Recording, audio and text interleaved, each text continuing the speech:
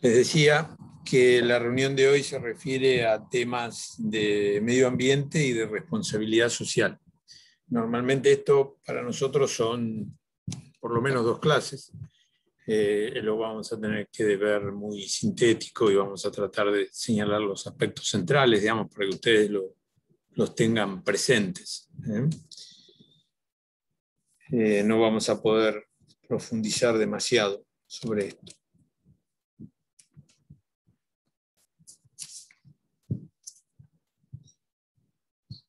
Bueno, la norma ISO relacionada con medio ambiente es la 14001. ¿Sí? Es una norma que tiene bastante antigüedad, ha tenido varias versiones, está muy extendida en todo lo que hace a lo relacionado con la gestión del medio ambiente, las organizaciones respecto del medio ambiente. Se suele certificar de manera conjunta, creo que algo de esto vieron con Rodrigo, porque se suele certificar la 9001, la 14001 y la 45000. Entonces uno suele certificar el sistema de gestión de la calidad, el sistema de gestión del medio ambiente, de los aspectos ambientales, que es la 14001, y también los temas de seguridad y protección en el trabajo. Es frecuente hacer esas certificaciones. Hay puntos en común y puntos de diferencia, como es obvio, ¿no?, entre unas y otras. Entonces, yo lo que les propongo ahora, vamos a ver algunas cosas de la 14001 y después vamos a ver temas de responsabilidad social. Lo de seguridad en el lo van a ver con Rodrigo. Entonces voy a compartir una pantalla que tiene justamente la norma 14001. Me gusta que en algún momento de nuestro curso ustedes vean directamente la norma, cómo está estructurada, cómo son, porque como les comentamos en algún momento, tienden a parecerse cada vez más siguiendo una estructura homogénea, o sea, no homogénea, no totalmente igual, pero una estructura parecida. Ahora se los voy a mostrar.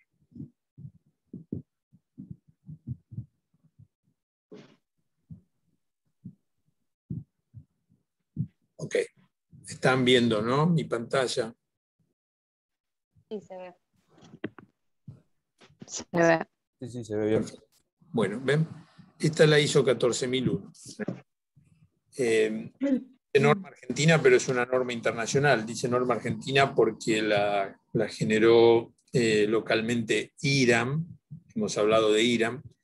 IRAM es una entidad argentina muy ligada a los temas de calidad, bastante antigua, y es la representante argentina ante ISO.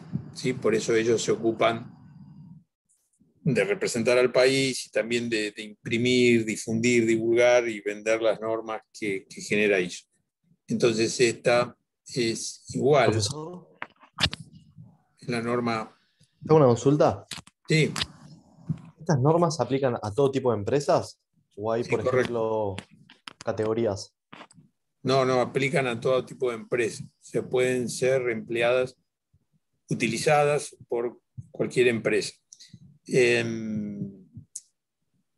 Por supuesto que hay dificultades que se presentan según el tipo de empresa de que se trate, ¿no?, que en algunos casos está y otros no.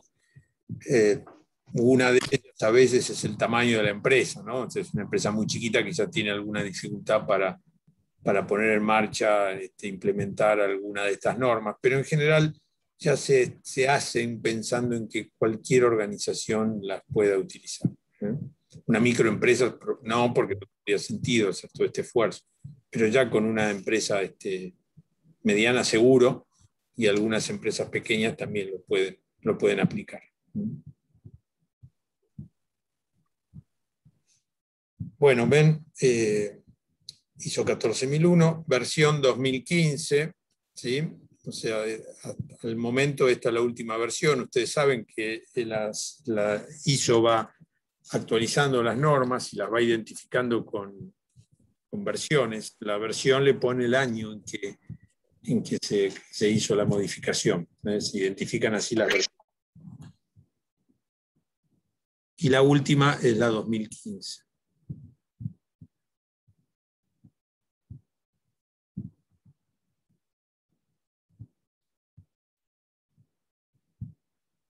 Bueno, vamos a ver la estructura. ¿Por qué la estructura de la norma? Porque la tendencia actual es que todas tengan la misma estructura. Es decir, que todas las normas que va haciendo ISO, que va renovando las versiones, que va haciendo como una norma nueva, buscan que tengan 10 partes. Estas 10 partes que están acá señaladas. Son 10 capítulos. ¿Sí? Y los mismos, siempre igual. Lo que cambia es el contenido, porque lógicamente las normas tienen especificidad, pero la estructura tratan de que sea similar, semejante, en 10 partes. ¿Cuáles son esas partes? Bueno, después se lo subo, ¿no? Pero es esto: objeto y campo de aplicación, referencias, normativas, términos. Estas son cuestiones bastante generales. Después lo más específico se empieza a mostrar en contexto de la organización, liderazgo, planificación, apoyo, operación, evaluación de desempeño y mejora. ¿Ven? Contexto de la organización, liderazgo, planificación, apoyo, que se refiere a los recursos, principalmente a los recursos necesarios para que el sistema funcione y cómo se usan, operación, ejecución de los procedimientos que tiene el sistema, evaluación de desempeño. Siempre recuérdense que para nosotros es muy importante el seguimiento, la medición, medir cómo funciona el sistema. Y mejora, el principio de mejora continua, que nosotros lo tenemos siempre presente. Bueno, esta estructura la tiene la 9001, la tiene la 14001 también, es la misma estructura. El contenido es distinto, pero la estructura es la misma.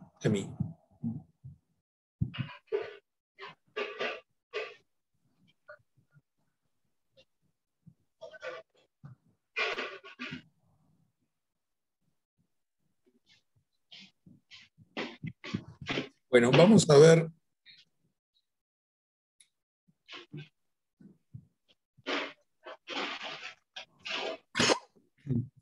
algunos temas específicos de esta norma, ¿no? Por ejemplo, para señalar lo primero, digamos.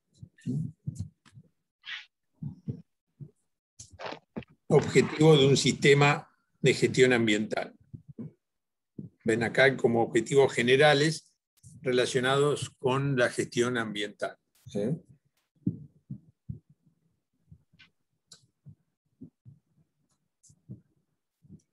Fíjense, todo lo que nosotros ponemos acá como objetivo después tiene que estar contemplado de manera específica, concreta, en el sistema y medido. O sea, contemplado, planteados los objetivos y medidos los resultados para ver si se alcanzan los objetivos. Observen esto: protección del medio ambiente mediante la prevención o mitigación de impactos ambientales adversos.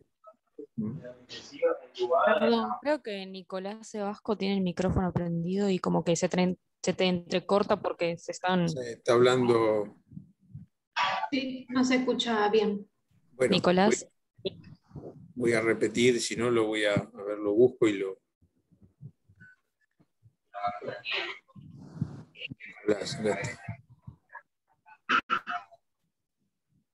Bueno, listo.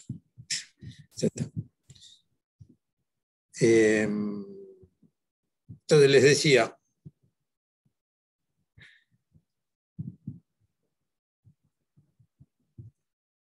protección del medio ambiente mediante la prevención o mitigación de impactos ambientales adversos.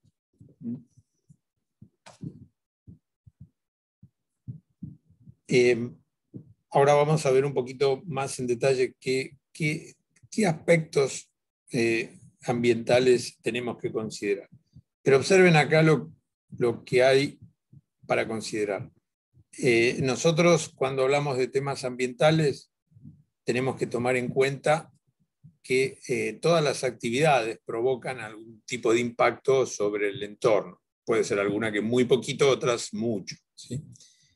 Ese tipo de impactos pueden ser propios de la actividad o pueden ser consecuencia de fallas o errores que se cometen en la ejecución de las operaciones. Entonces nosotros tenemos que tener, cuando estructuramos el sistema de gestión ambiental, tener que identificar esos impactos ambientales.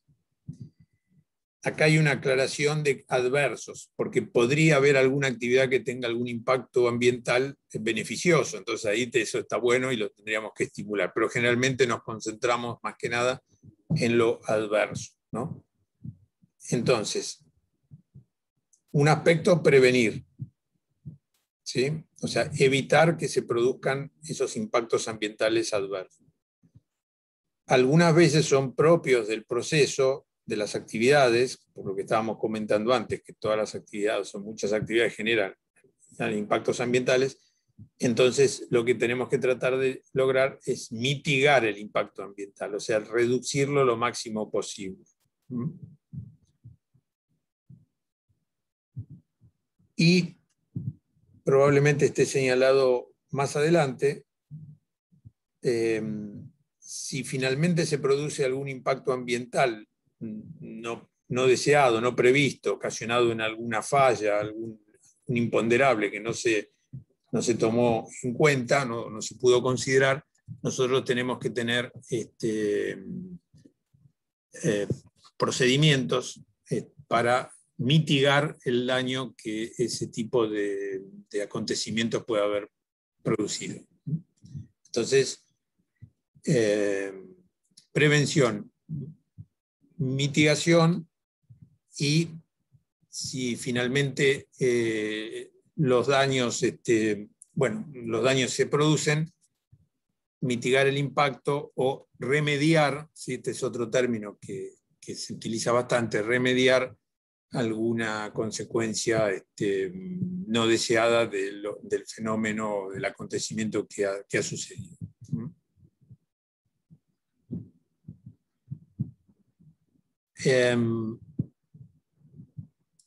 Apoyo de la organización en el cumplimiento de requisitos legales y otros requisitos.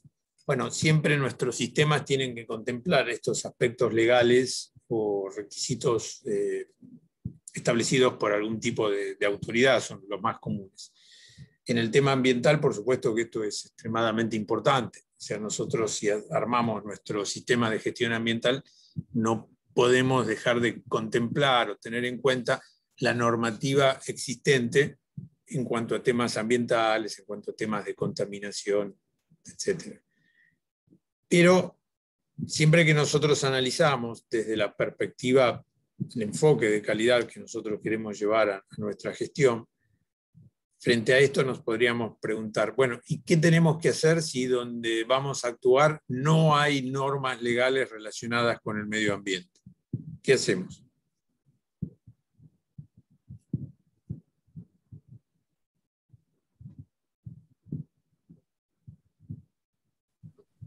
¿Puedes repetir la pregunta? Sí, nosotros decimos, si vamos a un lugar, ¿sí?, a realizar las operaciones, las actividades en determinado lugar, decimos que vamos a tener que contemplamos en nuestro sistema de gestión ambiental las normas ambientales que están establecidas en ese lugar, porque nosotros las tenemos que respetar, las tenemos que cumplir. La pregunta que yo les hago es, ¿qué pasa si no hay normas? Vamos a un lugar donde no hay normas de tipo ambiental. Y no habría que exigirlas porque están bajo leyes. Bueno, por eso no, Claro. es una norma, o sea, no hay leyes de cuidado ambiental, no hay ninguna normativa. No es responsabilidad social Depende del empresarial. lado que lo veas, porque, o sea, como organización, capaz te interesa evitar costos y todo eso, entonces te viene bien. También puedes verlo del lado en el que sabes que todo un grupo de empresas o lo que sea no están bajo ninguna norma ni nada, entonces vos capaz, si venís con todo ese tipo de respaldo que conseguiste, tratás de incentivar también a que se implementen, tratás de dar una mejor imagen, ¿no? Claro, quedas mejor frente a grupos de clientes que exigen eso, por ejemplo, no sé, justo en Córdoba, no sé, protegen determinado dique y bueno, entonces les cae bien como a los clientes de esa zona. Te prendo un ejemplo por poner. Pero Alejandro, respecto de calidad tendríamos que cuidar el medio ambiente también. Claro. Hacer Bueno, la denuncia ante el IRA. si no hay ¿cómo? ninguna ley, sería entonces responsabilidad social empresarial, ¿o no? No oí la última pregunta. Que si no hay ninguna ley que obligue a la empresa a actuar en pos de la mejora del medio ambiente, se trata de responsabilidad social empresarial y la empresa se lo puede adjudicar de esa forma para mejorar la imagen. Hay que separar el tema ambiental de responsabilidad social empresaria. Sí, aunque si hablamos de responsabilidad social empresaria, metemos también lo ambiental. Lo ambiental tiene otro, digamos, como otro estatus distinto, ¿sí?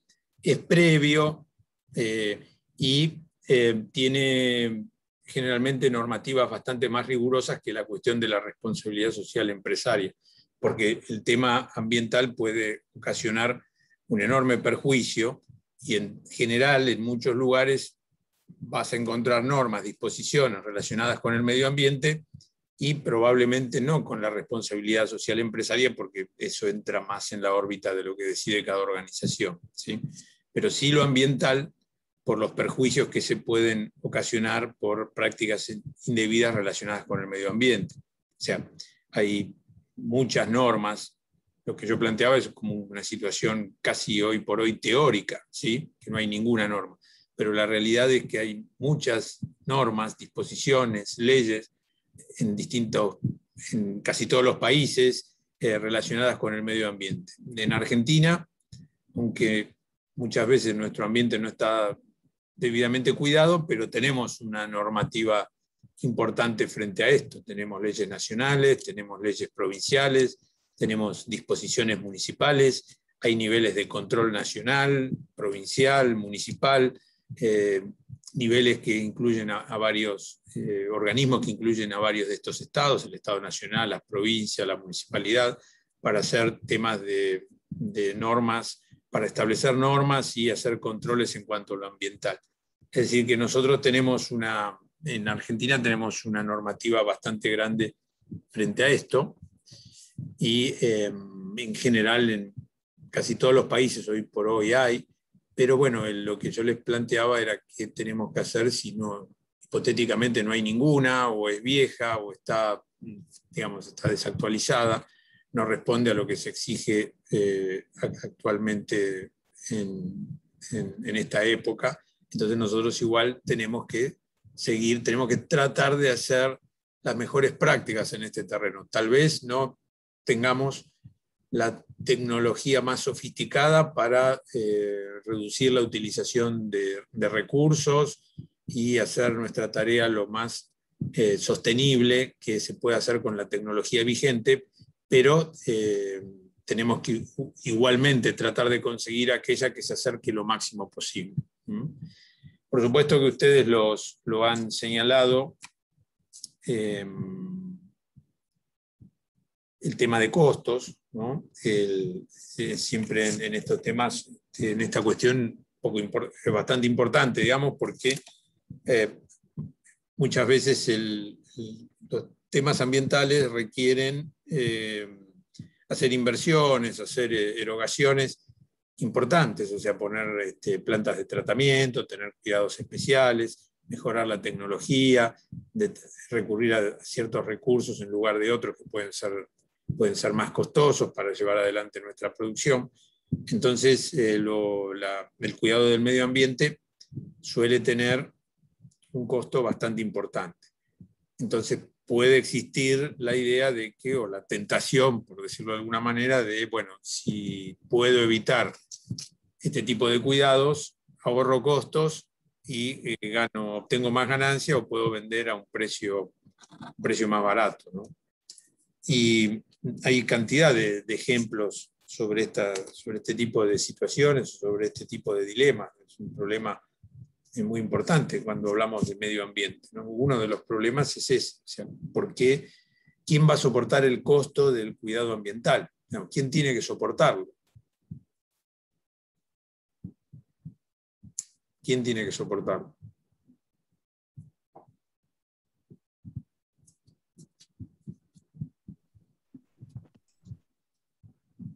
La empresa.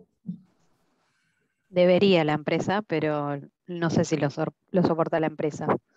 O sea, lo termina padeciendo la sociedad si no se hace. La sociedad en conjunto. Claro, sociedad en conjunto. ¿Y en qué costos están pensando cuando hablan, me comentan esto de la empresa o de la sociedad en su conjunto?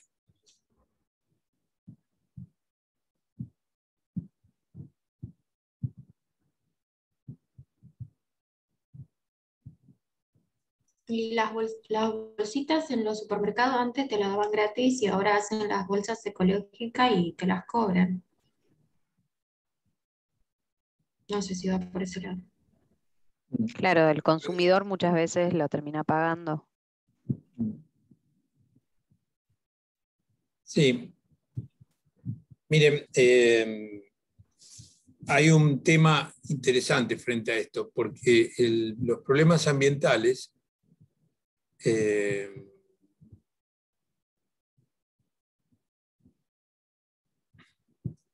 tienen distintas dimensiones en las cuales se lo puede mirar, ¿no?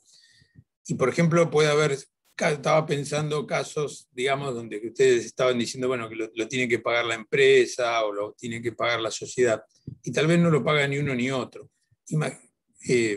Imaginen, según dónde pongamos los límites, ¿no? Imaginen esto, nosotros tenemos nuestra planta, ¿sí?, que para producir genera efluentes líquidos y que son bastante contaminantes, y nosotros estamos localizados cuando el río nace, ¿sí? Entonces, volcamos nuestros efluentes al río cuando el río está naciendo y, digamos, no soportamos ningún costo, ¿no? Porque no tratamos esos efluentes y tampoco producimos daño a la comunidad en torno a la cual está localizada nuestra planta. Supongamos un país, ¿sí? Pero el río termina en otro país, ¿sí? Y ahí llegan las aguas contaminadas y ahí hay daño ambiental, hay perjuicio ambiental. En el primer caso no lo pagó ni la empresa, ni la comunidad, ni el país donde está localizado esa empresa. Y el segundo, el país donde está la desembocadura del río, sufre las consecuencias de eso, ¿no? ¿No hubo un problema así parecido entre Uruguay y Argentina con una papelera o algo así? Que uno tiraba los desechos tipo al río y claramente limitaba con Argentina y como que Argentina le pedía que por favor no tire así los tóxicos porque hace mal. Sí, lo de No sé bien Bosnia. en qué terminó, pero no había un ejemplo real de eso que mencionas. El de Bosnia me parece que es. ¿Y en qué terminó?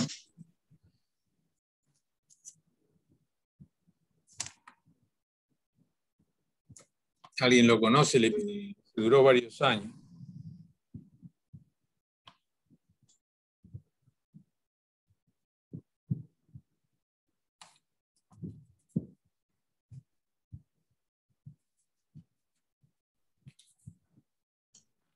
No sé cómo terminó. No lo tiene. Casi, no te digo que íbamos a ir a la guerra con Uruguay, pero le cortamos los puentes, hicimos unas cuantas cosas con nuestros vecinos uruguayos. Sí, ahí la discusión era si la planta que se estableció en la costa del río Uruguay producía una contaminación que perjudicase a la ciudad de Gualeguaychú. Era Gualeguaychú, Gualeguay. exactamente, Sí. por contaminación, pero era más por aire, ¿no? Eólica, porque las papeleras queman materiales y contaminan el aire, además del agua, ¿no? Los dos. Entonces Argentina protestaba por eso y no se ponía de acuerdo con Uruguay. Creo que al final no pasó nada. Probablemente no, tal vez pueda haber estado un poco exagerado el reclamo inicial, porque la planta sigue trabajando, ¿no? Fue muy político también ese tema, pero ven ahí. Y hay un arbitraje internacional, ¿no? Creo que sí. Sí. Ahí es un tema muy, muy interesante, porque esa papelera es una papelera, creo que noruega o sueca, que creo que ese tipo de plantas no las instala en su propio país, creo que decían, yo no lo conozco en detalle, que la tecnología que usaba esa planta no era la que ellos usaban en su propio país. En su propio país usaban una tecnología más sofisticada. Entonces acá en Uruguay habían montado estas plantas. Estas plantas en general están cerca de donde se han plantado bosques, ¿no? Porque utilizan madera. Entonces Uruguay llevaba varias décadas promoviendo el desarrollo de su desarrollo forestal. Entonces la planta era como un paso que se iba a dar, ¿no? De tener el bosque y después tener la planta que fabrica papel. Y son actividades que generan siempre algún tipo de contaminación, ¿no? Siempre provocan impactos ambientales. Y Argentina discutió sobre eso, creo que hay un arbitraje, pero entiendo que está funcionando, digamos, la planta está funcionando y bueno, y hoy no hablamos tanto de esa contaminación, se habló hace unos años. Más allá de que el caso tal vez se quedó como en la nada, ¿no? Podría pensarse que quedó en la nada, el fenómeno que les comento es importante, porque lo que nos está reflejando es que el tema ambiental no conoce de divisiones políticas. O sea, los ríos son ríos, los vientos son vientos, las montañas son montañas, y más allá de cómo la gente lo divida políticamente. O sea que es un tema, el ambiental, que trasciende las fronteras, ¿sí? Entonces, por eso tiene que tener un abordaje internacional, ¿sí? Pero lógicamente los abordajes internacionales son complicados porque internacionalmente no se puede obligar a los gobiernos locales a tomar determinadas decisiones si ellos no lo quieren hacer, ¿sí? Pero es un problema, tiene una dimensión global el tema ambiental, ¿no? Acá estamos viendo un ejemplo.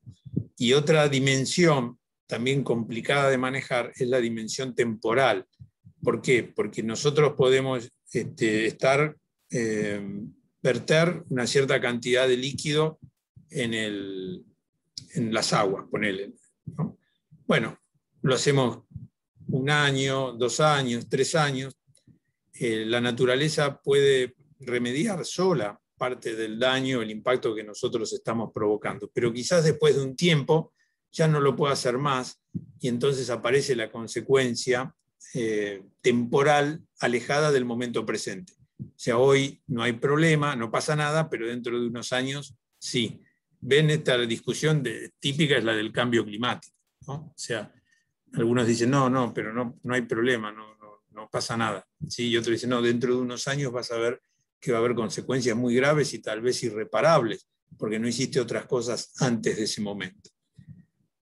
Entonces ustedes ahí tienen una dimensión política, una dimensión temporal y agréguenle la dimensión económica, que podría decirse que si alguien puede producir sin pagar los costos de la contaminación o el daño que genera la actividad y la contaminación que ella provoca, obtiene mayores beneficios, ¿no? Y bueno, esto es así. Por eso en algunos lugares empezaron a desarrollar impuestos ambientales para tratar de lograr que se internalice dentro de la estructura de costos de las organizaciones los costos derivados del impacto del daño ambiental si es que no se están pagando de otra forma.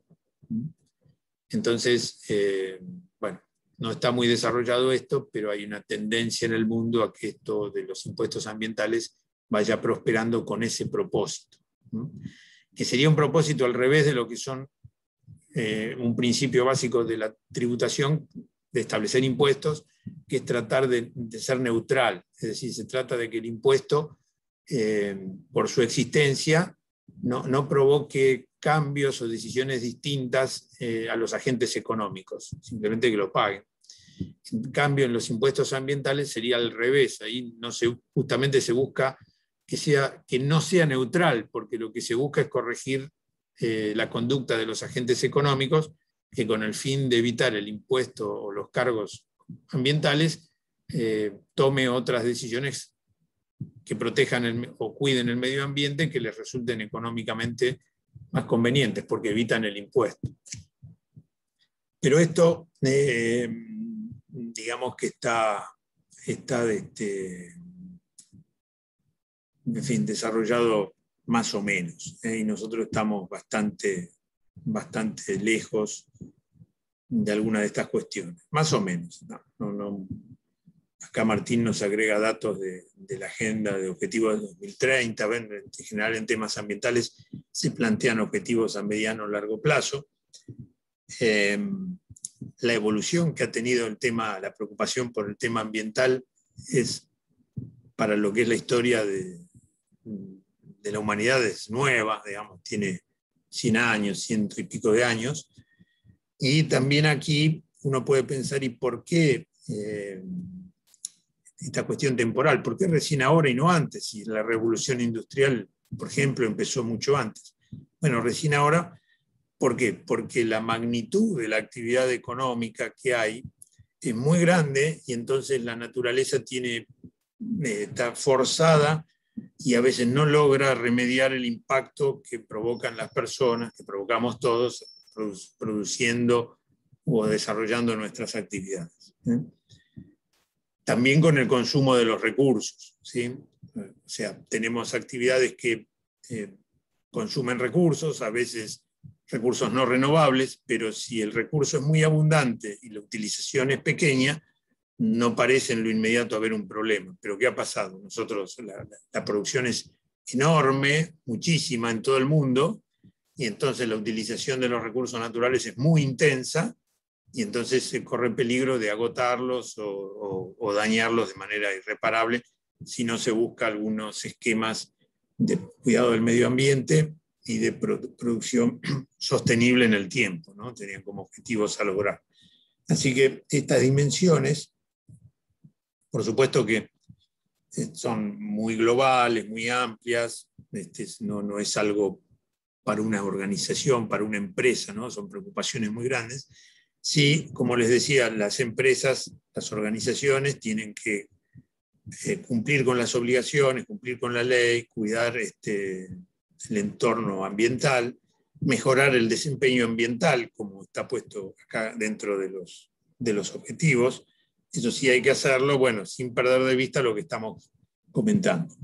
Y si hay mayores costos, ¿sí? Porque nosotros tenemos que tener cuidado ambiental, cómo tratamos a los recursos, por los residuos, por ejemplo, cómo tratamos a los residuos. Bueno, esto puede ser una diferencia en contra nuestro respecto de algún competidor que no lo haga, ¿sí? También se observa globalmente que hay una tendencia en el mundo a tratar de que los consumidores, los usuarios de los productos o servicios, toman más en cuenta si la empresa que los hace cuida o no cuida el medio ambiente. Tomar más en cuenta tiene que implicar que nos fijamos como consumidores, elegimos aquellos que cumplen con normas y también que estemos dispuestos a pagar un poco más de precio, porque generalmente estas cosas tienen su costo. Entonces, el usuario y el consumidor, bueno, tiene que su compromiso con el ambiente y con la sustentabilidad también tiene que llevarlo a, bueno, tener que soportar algún costo mayor. Fíjense ustedes que hay cantidad de ejemplos, ¿no? Por caso, la tala de los bosques en Brasil. ¿Qué saben ustedes de, y bueno, y no me voy más porque ya se nos fue una hora y avanzamos poco. ¿Qué tienen ustedes en mente acerca del problema de la deforestación en Brasil? Y el tema del oxígeno. ¿Perdón? El tema del oxígeno, las inundaciones. Sí, hay que tener en cuenta que la zona del Amazonas es uno de los principales pulmones de Latinoamérica también. O sea, ¿Cómo, perdón? que la selva del Amazonas es de los principales pulmones de Latinoamérica. O sea, tenemos que preocuparnos también por cuidarlo, ¿no? La deforestación que hacen. Así es, Gianfranco, es del mundo, ¿sí?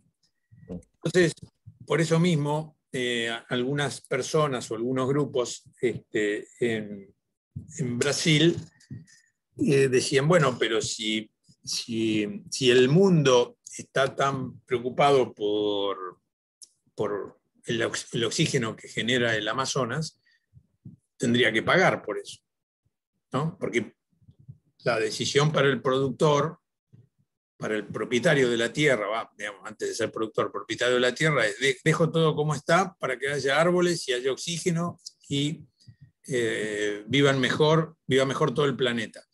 Pero en realidad mi ecuación económica estaría beneficiada si yo talo los árboles y planto soja.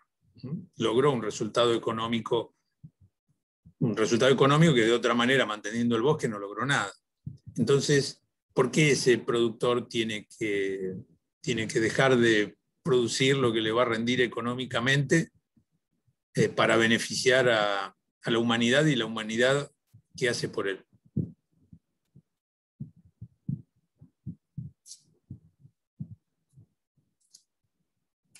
De ahí sale la frase que vamos a pagar hasta lo que respiramos. Bueno, podría ser, ¿no? Pero bueno, este es un planteo, digamos, casi filosófico. Sí, sí. Que se hace y que tiene su realismo, su verosimilitud, ¿no? Entonces, por eso también se habla de, bueno, de que digamos, la comunidad internacional apoye algunas actividades de cuidado de recursos y ambientales, ¿no? Más allá de decirlo. Y otro ejemplo también es lo que pasaba hace algún tiempo con respecto a los chinos, ¿no?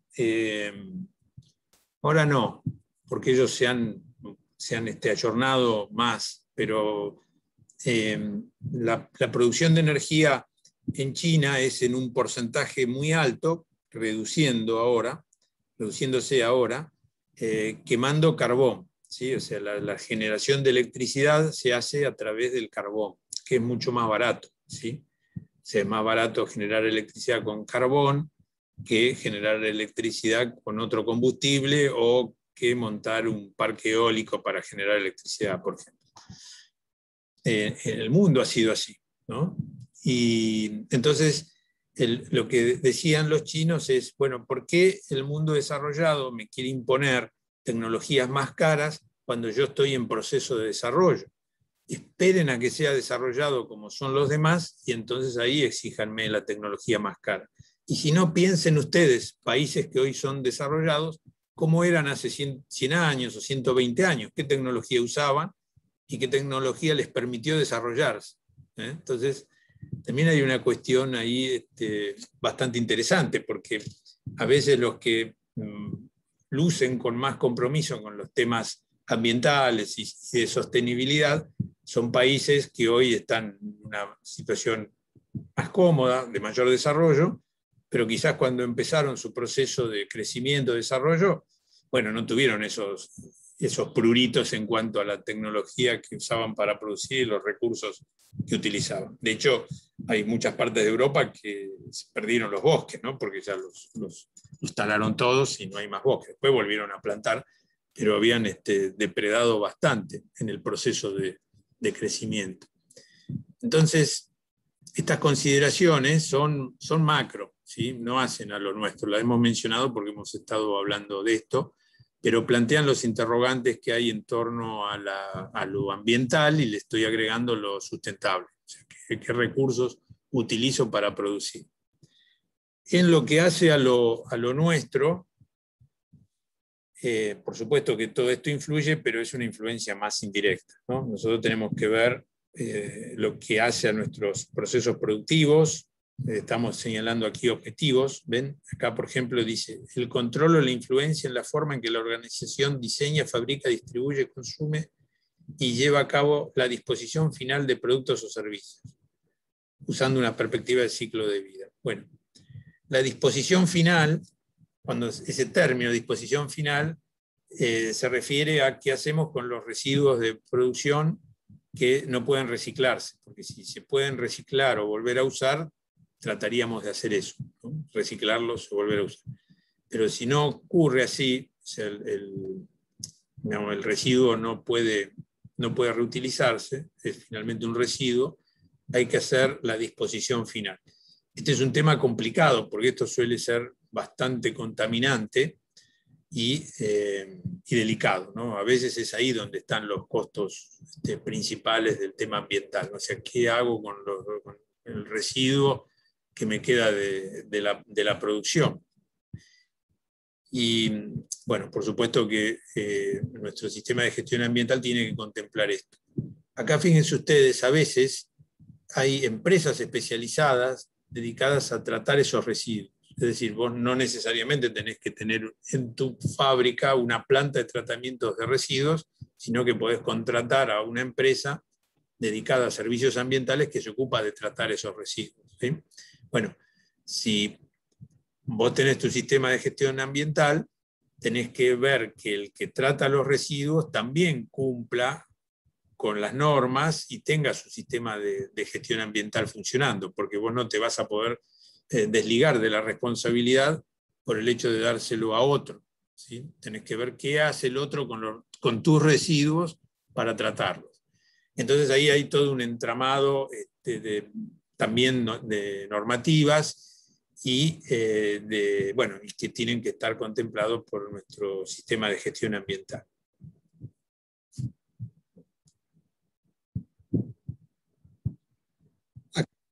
Otra cuestión, la comunicación de la información ambiental a las partes interesadas pertinentes. Este tema de las partes interesadas, está agregado también en la 9001, pero antiguamente no estaba en la 9001 lo de partes interesadas, y sí estaba, como es obvio, aquí en la 14001. En la 14001 las partes interesadas más directamente relacionadas con el tema ambiental son las comunidades en torno a las cuales nosotros hacemos la producción, ¿sí? Ellos tienen una relación directa porque nosotros podríamos estar contaminando en los lugares donde producimos, y eso sería una parte interesada. Pero no es la única, no es solo la comunidad, es el gobierno, es el Estado. Y si extremamos el razonamiento que veníamos conversando antes, es la comunidad universal, podría ser como una especie de parte interesada con lo que nosotros hacemos relacionado con el medio ambiente. Y las generaciones futuras. Bueno, pero eso es en teoría. Cuando nosotros estamos en la implementación de una norma 14001, partes interesadas vamos a incluir al gobierno, al Estado, local, provincial, federal, a las comunidades en torno a las cuales nosotros estamos produciendo, a dónde terminan nuestros residuos, de dónde obtenemos nuestros recursos. Ese tipo de partes interesadas son las que vamos a incluir.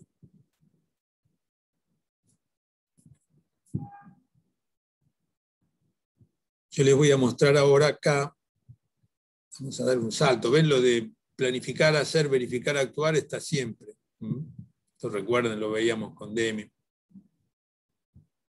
Pero yo les voy a ir a la página 38 del PDF.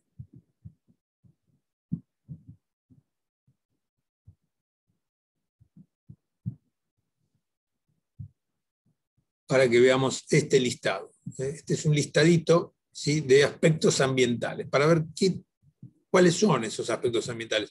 Hemos mencionado varios, pero ven acá hay listado un poco más exhaustivo, ¿no?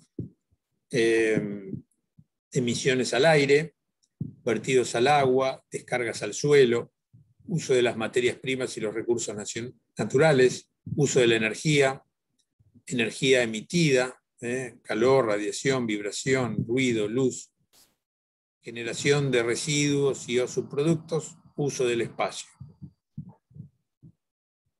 Bueno, todos estos son aspectos ambientales relacionados con nuestras actividades, con los recursos que usamos y con los residuos que generamos.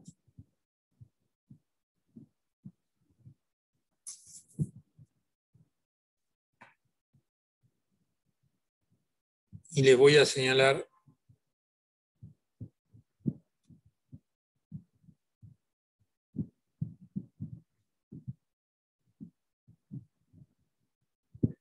yo me fui al final porque al final de la norma 14.001 hay como un anexo donde hay explicaciones y aclaraciones de todo lo previo, lo anterior. Está más sintético. Por eso me fui para aquel lado.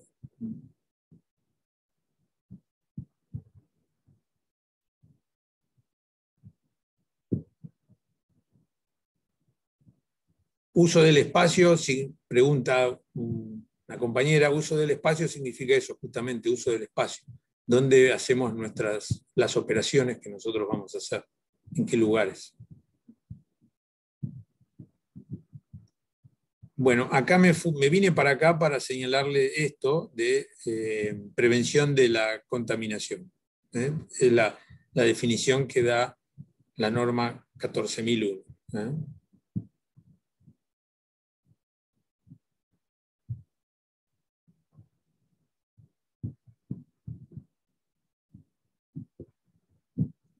Bueno, ven que es bastante amplia, ¿sí? Y como les digo, nosotros tenemos que lograr, tenemos que tratar de que nuestro sistema de gestión ambiental prevenga contaminación.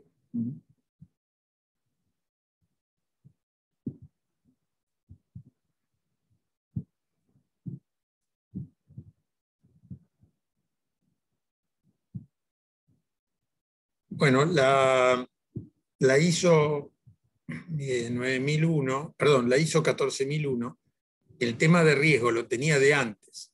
Los temas de análisis de riesgo se agregaron hace poco, en la última versión, en la 2015, a la 9001, antes no estaba, pero en el tema ambiental estaba de antes, el análisis de riesgo.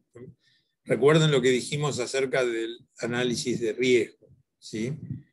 Cuando analizamos riesgo, tomamos en cuenta dos aspectos, ¿sí? Podemos llegar a armar como una matriz.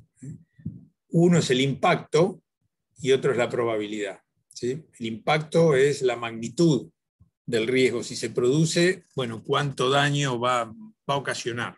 Un daño muy importante o pequeñito. Y la probabilidad es justamente eso, la probabilidad de que se produzca ese fenómeno es alta o baja. Entonces ahí podemos combinar, ¿sí? Probabilidades altas, medias y bajas con impacto alto, medio y bajo, ¿sí? Y haciendo esa matriz de análisis de riesgo, nosotros podemos desarrollar los procedimientos para tratar de evitar los daños que se pueden ocasionar. Las normas de ISO confunden un poco el concepto de riesgo e incertidumbre. Pero creo que ya lo hemos hablado, ya les conté esa diferencia entre riesgo e incertidumbre. ¿Se las conté?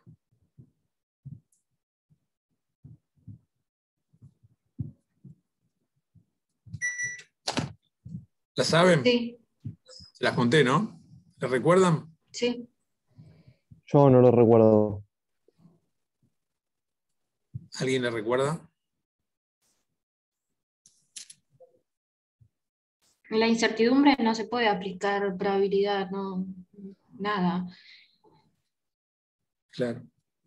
Y el El riesgo. riesgo no es que probabilidades existentes en incertidumbre de las probabilidades X probabilidad, o sea, si son dos hechos, es 50% para cada uno, y después está la certeza, ¿no? Correcto. Y en riesgo también está el impacto. No, bueno, el impacto estaría siempre. O sea, ¿qué es la diferencia ahí? Que acá está usado, ven, riesgo dice efecto de la incertidumbre. Están usados casi como sinónimos, aunque hay una relación de causalidad entre ellos. En teoría de la decisión, lo que nosotros decimos, ustedes lo van a ver, bueno, pero lo que se dice es que la diferencia entre riesgo e incertidumbre es que en las situaciones de riesgo hay conocimiento suficiente para poder asignar probabilidades a los sucesos no controlados, por uno, las variables no controlables. En cambio, en incertidumbre no hay conocimiento suficiente para asignar probabilidades a los sucesos que uno no controla. Por eso no es lo mismo riesgo que incertidumbre desde el punto de vista de teoría de la decisión. Pero acá está usado de esta forma. Bueno, supongo que con el tiempo probablemente lo corrijan, digamos, pero no es una cosa nueva esta distinción entre riesgo e incertidumbre, es bastante vieja. Lo inventó la desarrolló, la presentó un economista en 1920. Y certeza es cuando sabemos lo que va a pasar. ¿Sí? Entonces ahí ya no hay ni incertidumbre ni riesgo. Bueno,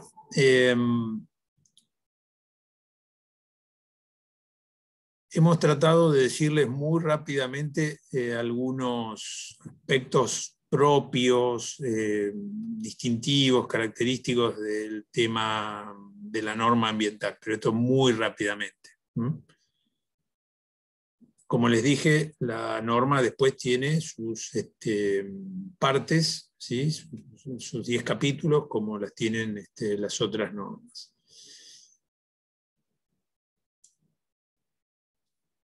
Planificación de acciones, objetivos ambientales y planificación para lograrlo. Esto reemplazan ambiental por calidad, objetivos de la calidad y planificación para lograrlo, ¿no?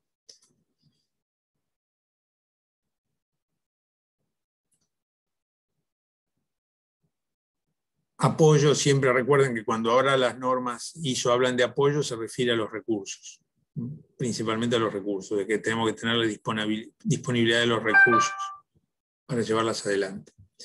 Bueno, esto entonces muy rápidamente para el tema ambiental, ¿no? Pero ustedes tienen hoy también responsabilidad social. Y yo les dije que cuando hablamos de responsabilidad social incluimos los temas ambientales, pero agregamos otros temas más. Entonces también a nivel así,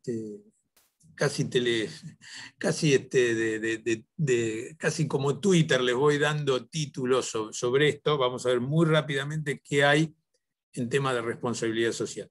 Probablemente ustedes en alguna otra materia hayan oído hablar algo de esto o les hayan contado algo. No sé, alguno tiene presente, recuerda algún concepto, alguna norma, algún organismo que se dedica a este tema de responsabilidad social.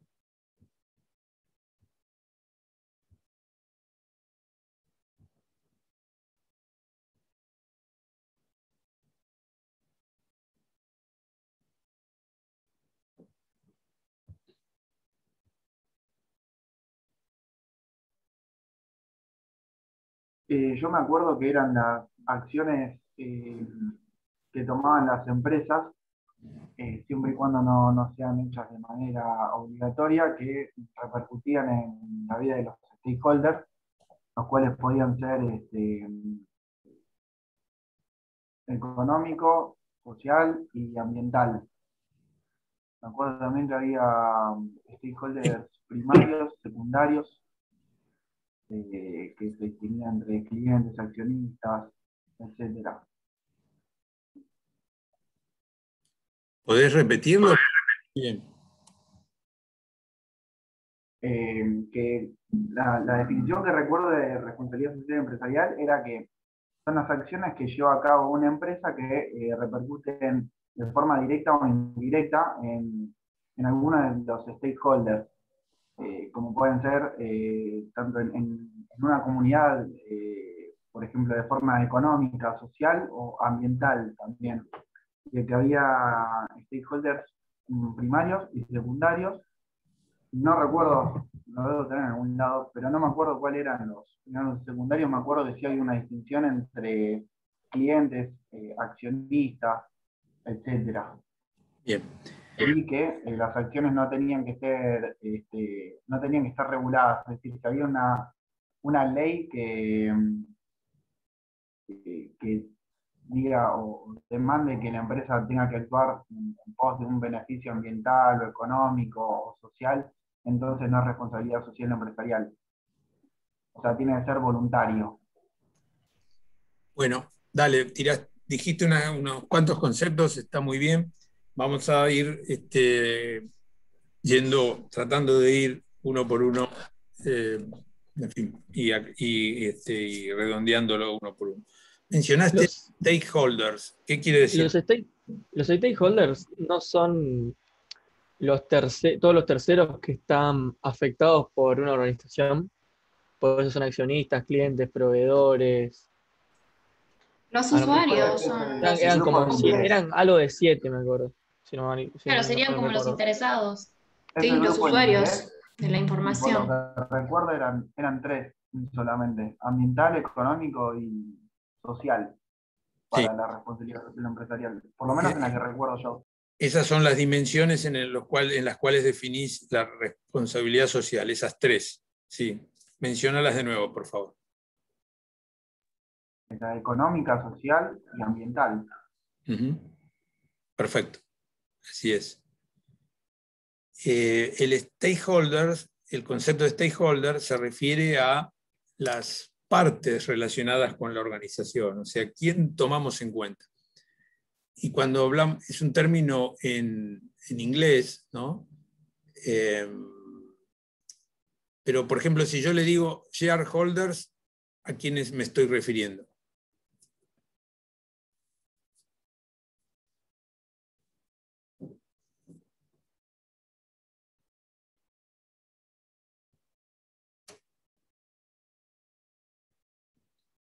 Shareholders.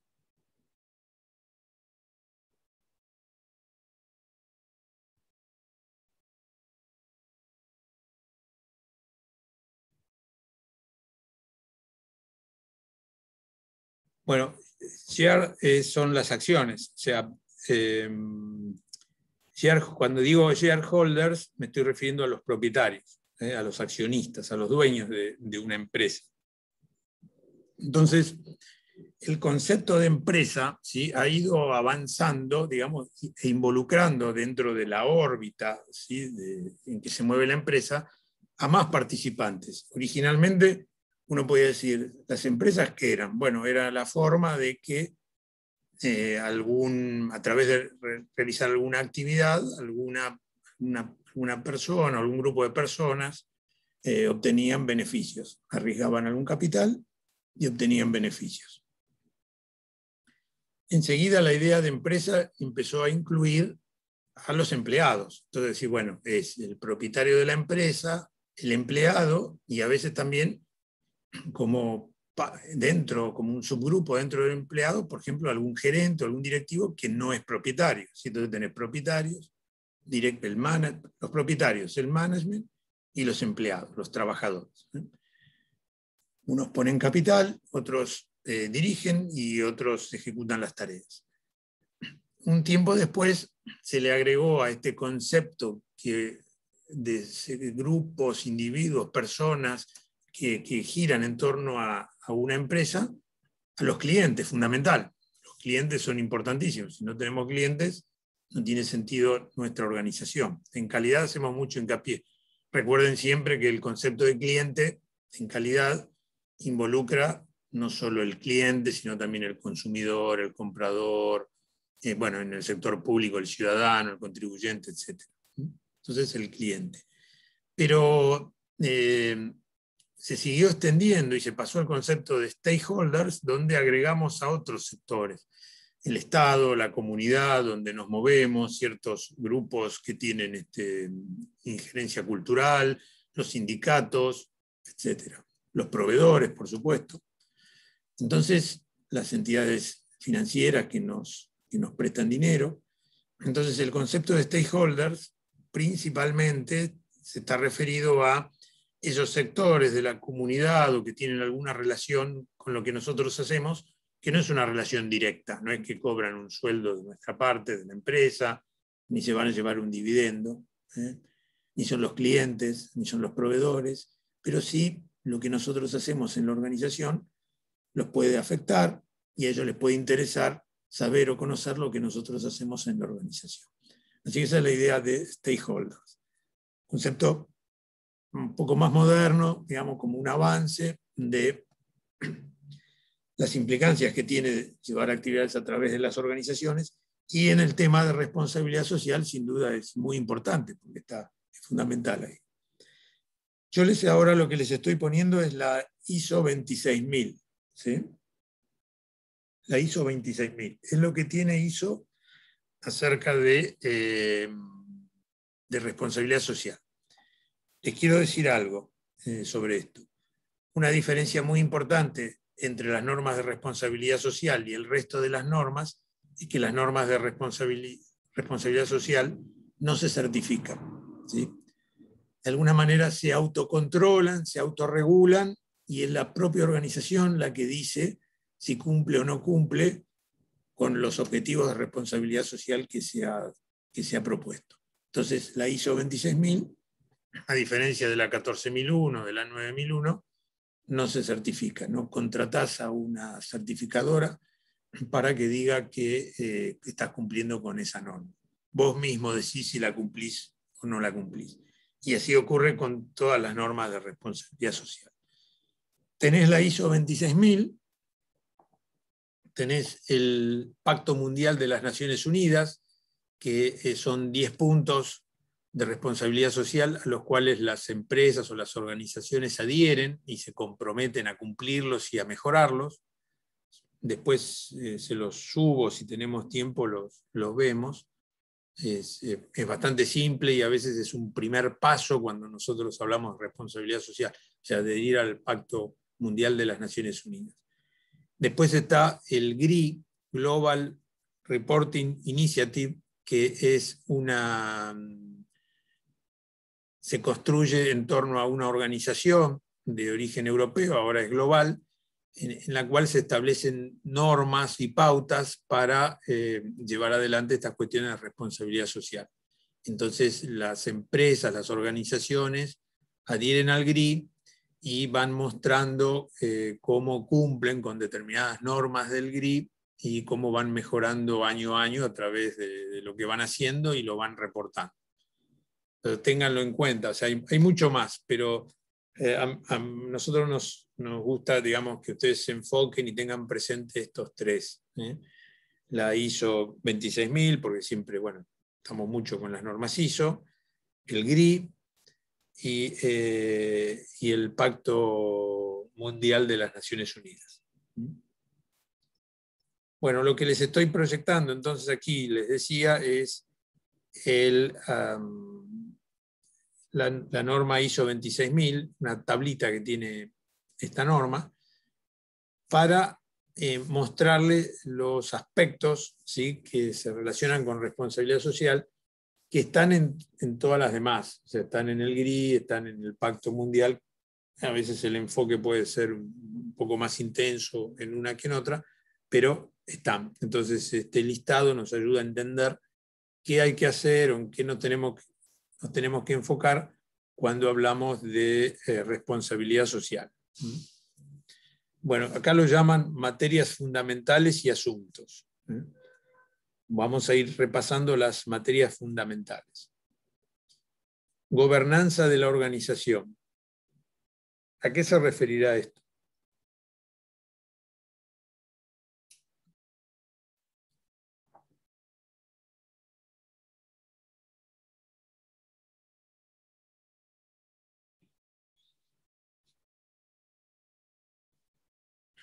¿Qué les parece?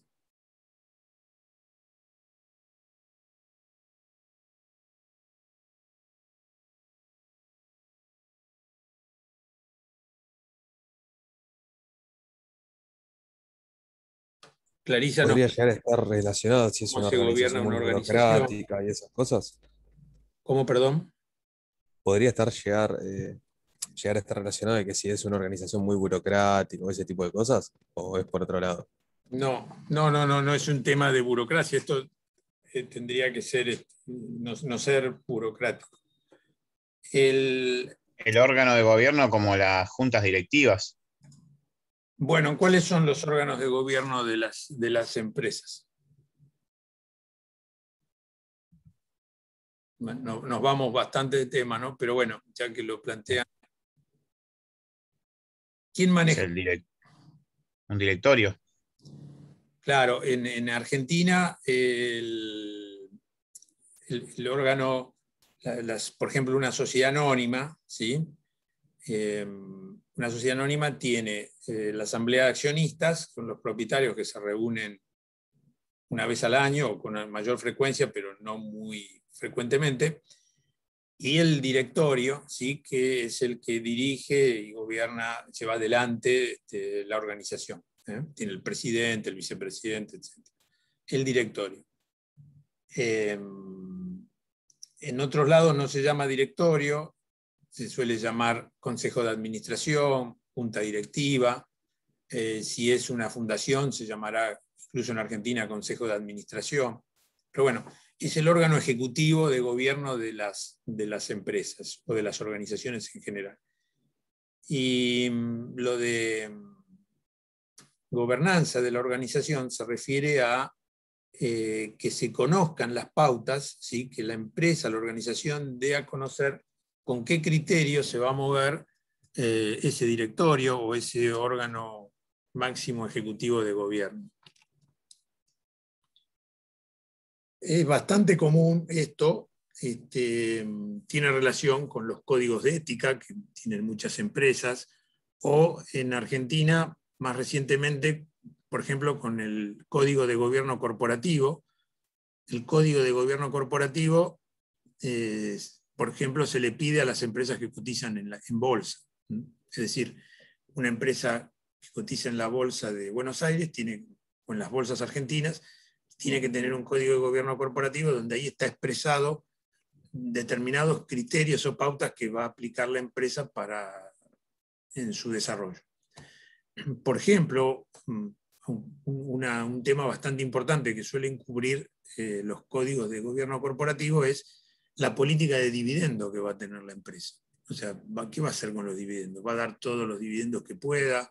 ¿Va a reservar algo para reinversión? ¿Cómo va a manejar el tema de la retribución al inversor? Piensen en una empresa que cotiza en bolsa, esto es un aspecto muy importante para los inversores porque le compran acciones, no es lo mismo comprar una acción de una empresa que tiene como política dar dividendo que otra que no tiene esa política.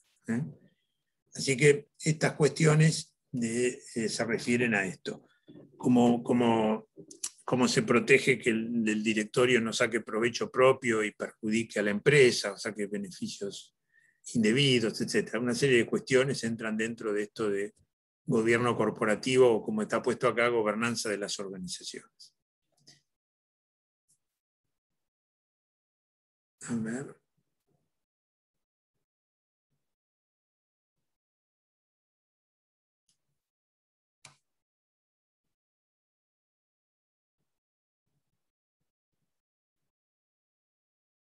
Acá Clarisa comenta si desde hace unos años en los balances debe mencionarse la política de responsabilidad social empresaria. No sé si específicamente en el balance hay una obligación contable de señalarlo, pero bueno, sí en las informaciones que dan las empresas, estos se indica, ¿sí? O sea, todo el que hace algo de responsabilidad social empresarial lo va a poner.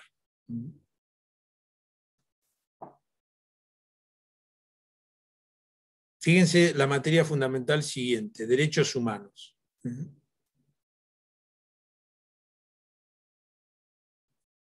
Esto está presente también en el Pacto Mundial de las Naciones Unidas y en el GRI, ¿sí? Bueno, las organizaciones tienen que tener un compromiso con la protección de los derechos humanos. Nosotros en nuestro país esto más nos parece casi como dado porque hay un gran desarrollo en todo lo que hace cuestiones de derechos humanos, pero imaginen ustedes que en otros lugares esto puede tener alguna complejidad, porque hay violaciones a los derechos humanos. Prácticas laborales. Bueno, nuevamente acá, lo de práctica laboral, también podríamos pensar que para las empresas nuestras esto está, digamos, como bastante aceptado, como bastante extendido, y que quizás bueno, sea poco probable que no lo encontremos, ¿no? Pero bueno, igual, fíjense ustedes, acá está mencionado asunto de trabajo y relaciones laborales, condiciones de trabajo, diálogo social, salud y seguridad en el trabajo, la norma que vimos con Rodrigo, desarrollo humano y formación en el lugar de trabajo. Una de las cuestiones que, por ejemplo, que está puesto en esta norma, no dice acá, pero está puesto en esta norma y está también en el Pacto Mundial, es el respeto al derecho colectivo de los empleados o los trabajadores. Respetar el derecho colectivo o la negociación colectiva. ¿Qué es la negociación colectiva del trabajo?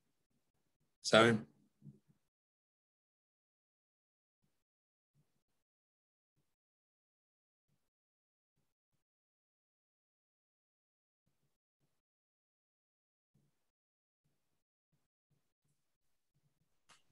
Son asociaciones, ¿no? De trabajadores y empleadores. Claro, sindicatos. Sería como los sindicatos.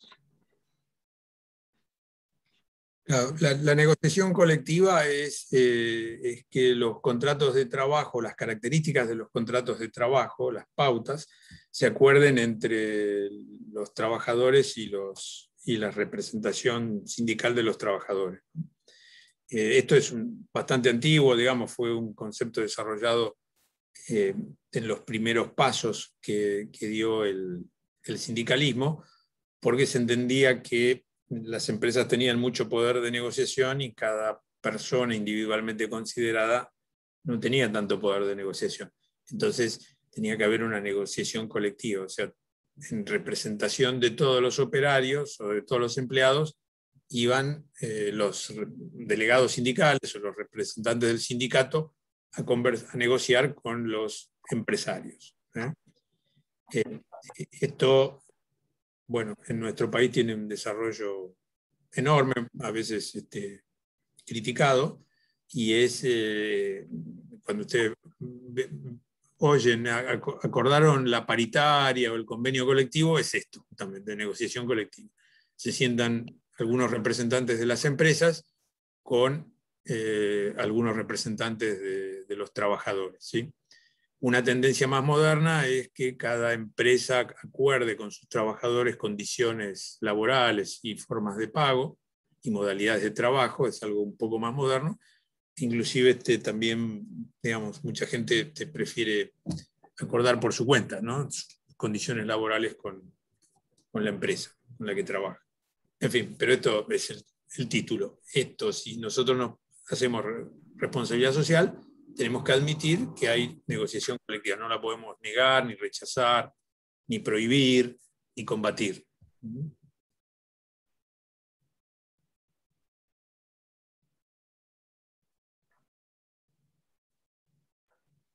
Así es. Martín comenta que no hay que perder los derechos. Por supuesto, nunca hay que perder los derechos. Bueno, vean ustedes que otra materia fundamental que aparece acá es justamente el medio ambiente. ¿Ven? Como de alguna manera yo les comentaba que estaba como contenido lo ambiental dentro de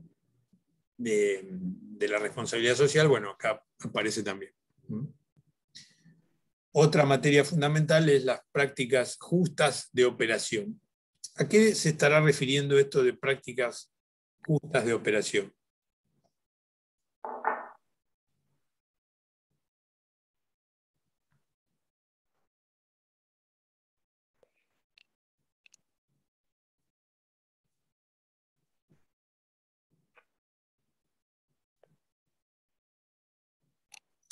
pueden leerme lo que está acá, pero yo a ver si alguna otra cosa que no está tan claramente expresado en estos asuntos interviene.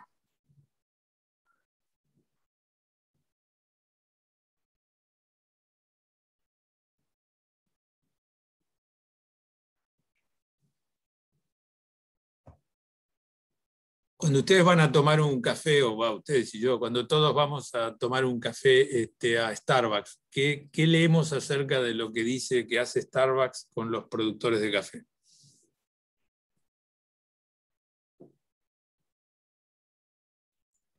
Profe, esta materia no estará referida a lo que es la transparencia de la organización en sí. La transparencia, involucra todo, ¿no? Pero más específicamente.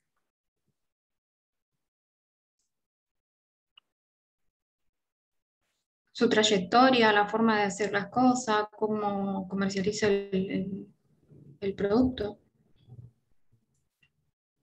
Bueno, o van poco a Starbucks o no se fijaron mucho en los carteles o las cosas que ellos ponen.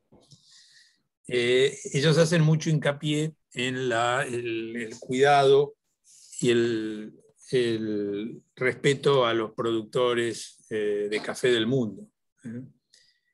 El trato justo, el fair trade con ellos, el comercio justo con esas personas, con esos productores, porque ha sido y es en muchos lugares frecuente todavía que pueda haber alguna explotación de productores primarios, porque los productores de productos primarios en muchos lugares están desprotegidos, no tienen una cámara empresaria, no tienen un sindicato, no se han nucleado, y entonces un único comprador de ese producto primario, generalmente productos agrícolas, como podría ser del agro, como podría ser el café, puede llegar a ser explotado por un único comprador que le paga el precio que le conviene a él, y que muchas veces ese es un precio que no es un precio justo para el productor. Entonces, entre las prácticas justas de operación, acá hay varias, pero esta es importante, estaría acá, ¿no? Sería promover la responsabilidad social en la cadena de valor, pero no está dicho expresamente acá, está escrito después, pero se los quiero señalar porque es particularmente importante por caso en las industrias de la alimentación, como acabamos de mencionar a la gente de Starbucks. Entonces, nosotros, si hacemos responsabilidad social, no vamos a explotar a nuestros proveedores buscando que nos vendan al menor precio posible, sea como sea. Nos vamos a tener que respetar. El asunto 3 habla de competencia justa, ¿sí? Entonces, si somos responsables, no hacemos cosa por ganarle a nuestros competidores, ¿sí? No vamos a incurrir en prácticas inadecuadas o prácticas prohibidas, no vamos a cartelizarnos.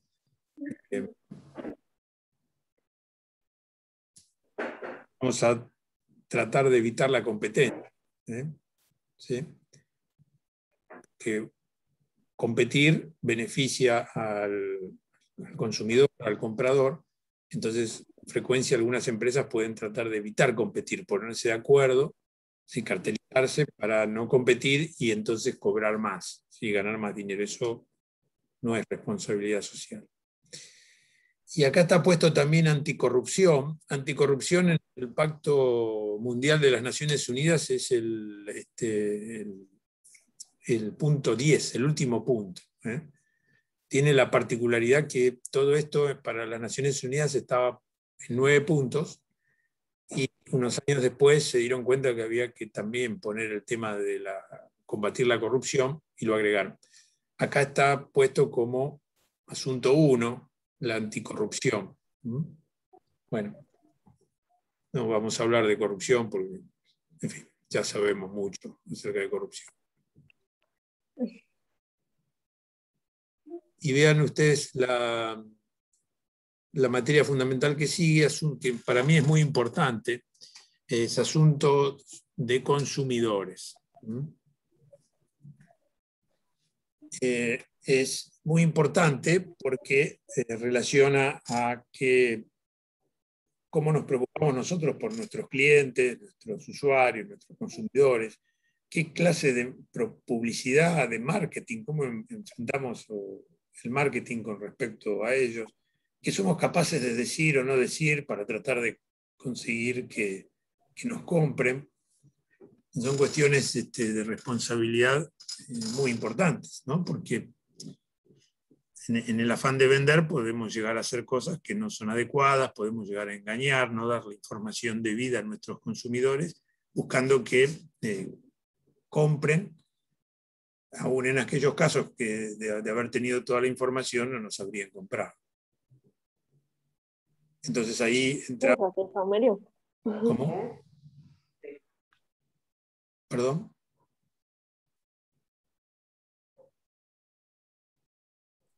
No, me parece que dejaron justo el micrófono abierto. Ah, y era otra cosa. Bueno.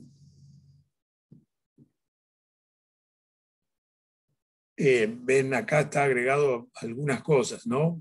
Bastante operativas, digamos, y que sobre las cuales hemos hablado bastante. Lo tocamos rápido, pero bueno, está mucho en nuestro curso, ¿no? Este tema del cliente, las quejas, las controversias, sea servicio de atención al cliente, ¿no? Muy importante. Protección y privacidad de los datos de los consumidores. Esto es un tema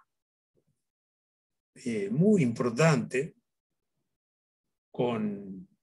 de vieja data, pero que se va renovando. Hoy, por ejemplo, el tema de protección de datos se refiere a las grandes empresas tecnológicas o informáticas que tienen o que manejan redes sociales, que tienen muchísima información acerca de sus usuarios y cómo lo manejan esto, ¿no? Un tema extremadamente delicado. Más que nada los datos sensibles. Claro, hay leyes en casi todos los países del tema del manejo de los datos, ¿no? Los datos sensibles están más protegidos que los datos que no son sensibles. Y las bases de datos que los contienen, ¿no? O sea, determinado tipo de datos hoy ya no se puede jugar con ellos, ¿viste? O sea, temas de temas de salud, médicos, de preferencias políticas, religiosas, eso no se podría divulgar. Pero después hay otras cuestiones donde, bueno, que te guste más, tengas más interés, más afinidad con ciertas actividades, te puede dar lugar a que te puedan vender, ofrecer o promover productos relacionados con esas actividades. Un poco lo que juegan las redes sociales, ¿no? Es la manera que encontraron las redes sociales de monetizar y llegar a ser las empresas más ricas y más importantes del mundo, a partir en gran medida de esto, ¿no? De tener esta información y poder aprovecharla. Yo creo que con el tiempo esto va a ir limitándose más. O sea, hoy hay cuidado con ciertos datos personales, pero no se cuida tanto otros datos, y yo creo que con el tiempo se van a cuidar más.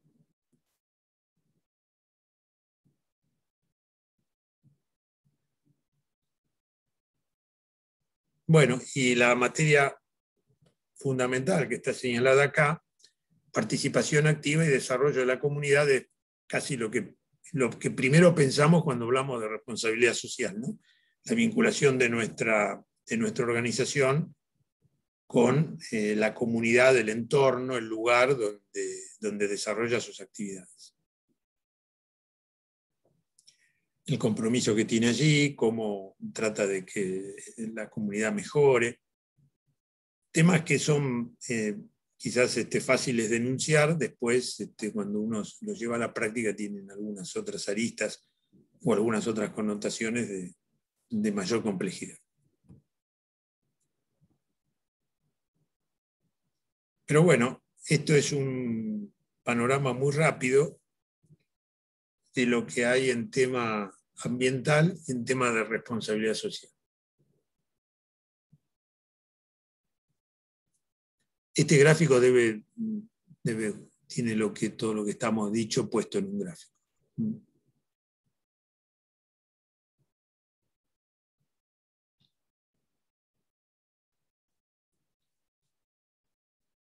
Bueno, ¿desean hacerme alguna pregunta, algún comentario? Fui todo muy rápido, así que por ahí nos quedamos en o podemos enfatizar algún punto. No sé, profe, si te puedo pedir a modo de resumen qué es lo más importante que nos tiene que dejar de cada cosa, de cada ISO, por ejemplo, o de cada cosita que hablamos, o para ordenarlo y repasarlo. Bueno, creo que lo que estuvimos diciendo, lo que yo mencioné son las cuestiones más importantes. Después voy a juntar un compendio de lo que estuvimos proyectando directamente para que lo tengan, digamos, y le dan una leída. Pero lo esencial es lo que estuvimos diciendo acá en la reunión de hoy.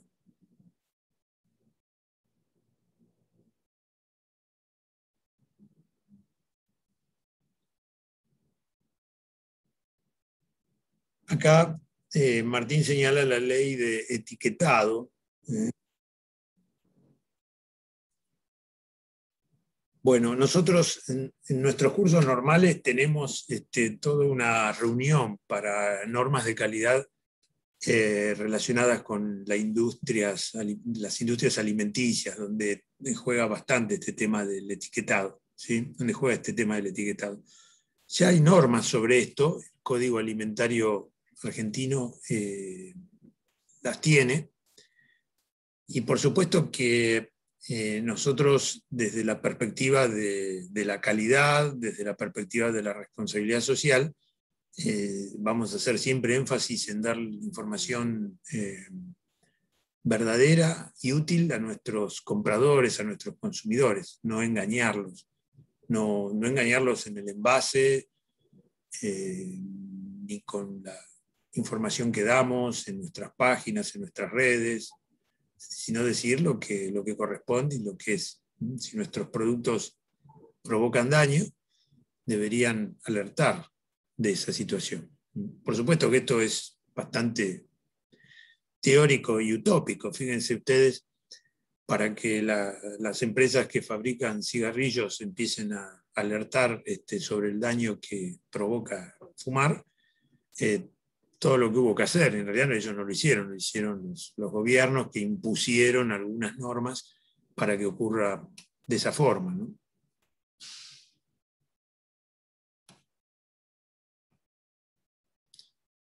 El ANMAT, Clarisa pregunta, ¿el ANMAT certifica los alimentos? Claro, así es, el ANMAT certifica los alimentos, sí. El ANMAT es la autoridad de aplicación que, entre otras cosas, hace que el Código Alimentario Argentino se cumpla, o debería ser que se cumpla. Bueno, es todo un tema, es un mundo, ¿sí? Por lo menos nosotros normalmente le dedicamos una reunión a eso. Pero bueno, hoy no tenemos tiempo, solo lo mencionamos, sepan que existe.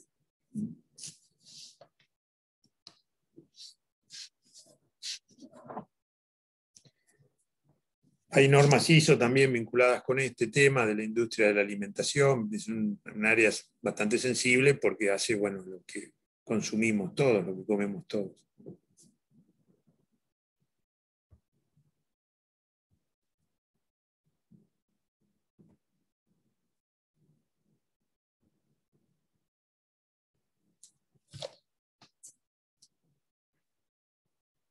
Bueno, ¿alguna pregunta, chicos?